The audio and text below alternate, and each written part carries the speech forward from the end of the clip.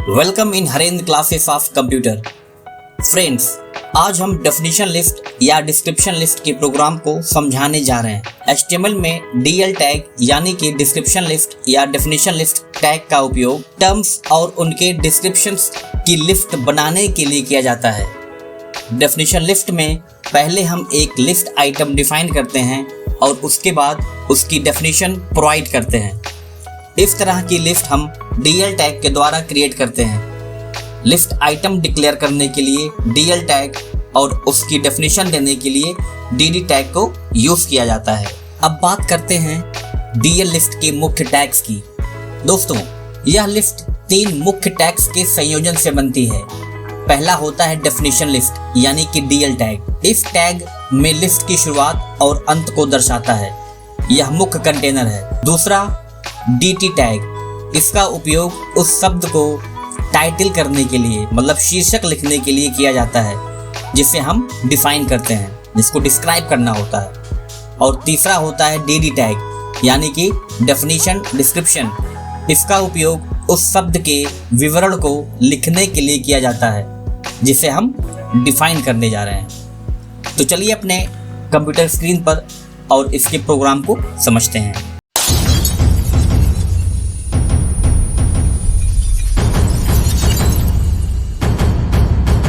तो अब हम अपने कंप्यूटर के स्क्रीन पर आ चुके हैं और अब हमने सबलाइम टेक्स्ट एडिटर को ओपन कर लिया है।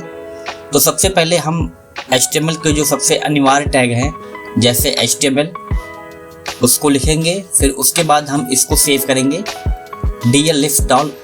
dlist.html के नाम से। फाइल हमने सेव कर लिया। अब इसके बाद हेड टैग को लिखा, फिर इसके बाद हमने लिखा टाइटल, और टाइटल लिखने के बाद हमने यहाँ पर लिखा डेफिनेशन लिस्ट प्रोग्राम, और इसके बाद हमने टाइटल को क्लोज कर दिया। फिर इसके बाद हमने हेड को क्लोज किया। हेड क्लोज करने के बाद हमने बॉडी स्टार्ट किया, और बॉडी को स्टार्ट करने के बाद हमने यहाँ पर एक हेडिंग लेवल लिया, हेडिंग लेवल 1, और फिर इसके बाद यहाँ पर हम लिखते हैं डेफिनेशन लिस्ट प्रोग्राम इन HTML, और उसके बाद हमने हेडिंग लेवल 1 को क्लोज कर दिया। हेडिंग लेवल 1 क्लोज होने के बाद फिर यहाँ पर हमने सबसे पहले जो DL लिस्ट होता है, DL टैग होता है, उसको लिखा। फिर उसके बाद हमने यहाँ पर DT लिखा,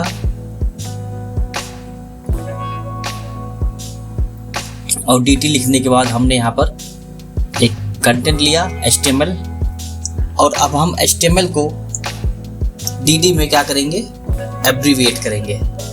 DD टैग में हमने इसको लिखा hypertext markup language, hypertext markup language. और उसके बाद हमने यहाँ पर DD प्रोग्राम को क्लोज किया, DD टैग को क्लोज किया।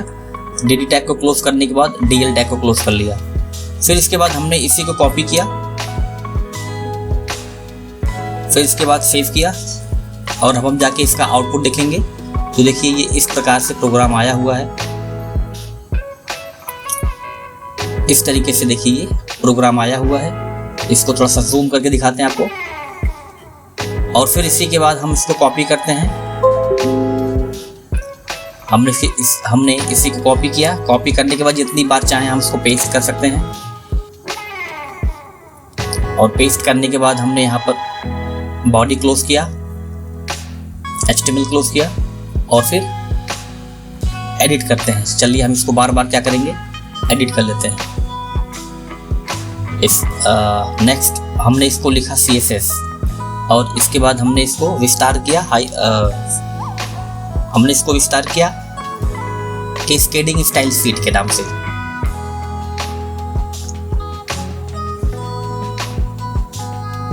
और कैस्केडिंग स्टाइल शीट को लिखने के बाद हम नेक्स्ट वाले पे चलते हैं। फिर इसको हमने एडिट किया, इसको लिखते हैं JS यानी कि जावास्क्रिप्ट।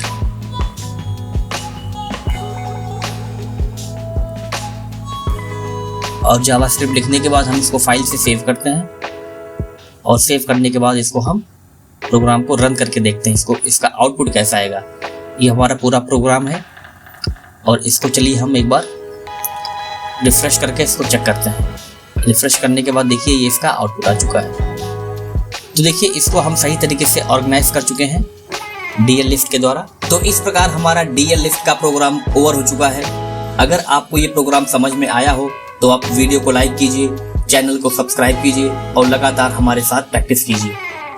मिलते हैं आपको अगले वीडियो में किसी नए कंटेंट के साथ।